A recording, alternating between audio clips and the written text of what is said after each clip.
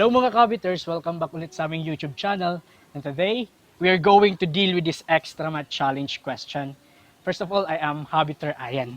Solve limit square root of x plus 3 minus 4 all over x minus 13 as x approaches to 13. So paano nga ba i-deal ito mga ka-Hobbiters? Take note mga ka-Hobbiters na hindi natin i-substitute kaagad itong 13 sa x kasi 13 minus 13 equals to 0. So the result mga ka-Hobbiter is undefined. So we need to get the conjugate mga ka-Hobbiters, conjugate of the given numerator. So magiging ganito siya mga ka-Hobbiters. Limit square root of square root of x plus 3 minus 4 over itong x minus 13. I-multiply natin siya mga ka-Hobbiters dito sa conjugate nito. Ano nga ba yung conjugate mga ka-Hobbiters? Same siya mga ka-Hobbiters. Like katulad nito mga ka-Hobbiters, x plus 3 plus 4. Same siya mga ka-Hobbiters, same given but different sign po. Kumbaga na-reverse yung sign mga ka-Hobbiters. So, copy natin dito din sa denominator. So, as x mga ka-Hobbiters ito, as x approaches to 13.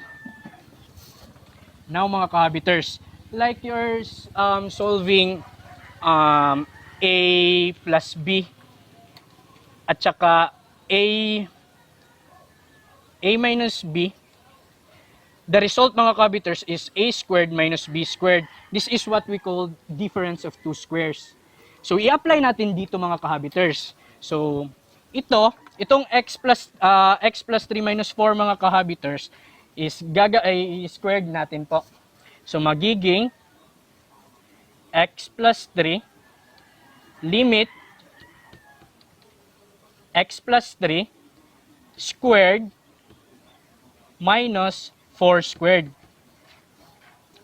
all over itong x minus 13 at saka itong square root of x plus 3 at saka itong plus 4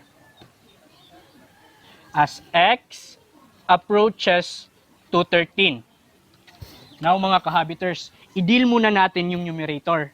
Unahin natin i-deal yung numerator, which is, copy natin, limit is equal, limit, paano nga ba ito mga ka-Hobbiters? Matatanggal na itong square root sign dahil dito sa exponent na 2.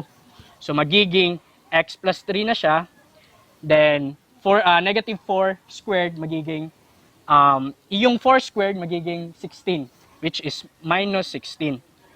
All over siya, nito mga ka-Hobbiters, copy lang natin, x minus 13 at saka square root of x plus 3 plus 4. As x approaches to 13. Now mga ka-Hobbiters, limit of x plus 3 minus 16 is equals to x minus 13. Then, copy natin yung x minus 13 at saka yung isa pang term, x plus 3 plus 4 as x approaches to 13. Now mga ka-Hobbiters, as you've noticed, may magkatulad. So, ika-cancel natin yan. So, ang matitira na lang is limit of 1 at saka itong x plus 3 plus 4 as x approaches to 13. So sa nakikita nyo mga ka-Hobbiters, itong 13 pwede na natin i-substitute dito sa x, which is yun yung gagawin natin. So limit of 1 square root of 13 plus 3 at saka plus 4. Now, wala na pala ito mga ka-Hobbiters. Now, let us plus this mga ka-Hobbiters, which is equals to 1 square root of 16 plus 4. Then 1 Ano yung square root ng 16 mga kabiters? 4. 4 plus 4. Then 1 is over 8. So 1 over 8 mga kahabiters is the limit in this given equation, in this given problem. So I hope mga kahabiters that you've liked this video. Don't forget to share, subscribe, and click the notification bell button for more videos. Kung may mga question kayo o clarification, don't hesitate to comment down below mga kahabiters. Thank you and God bless.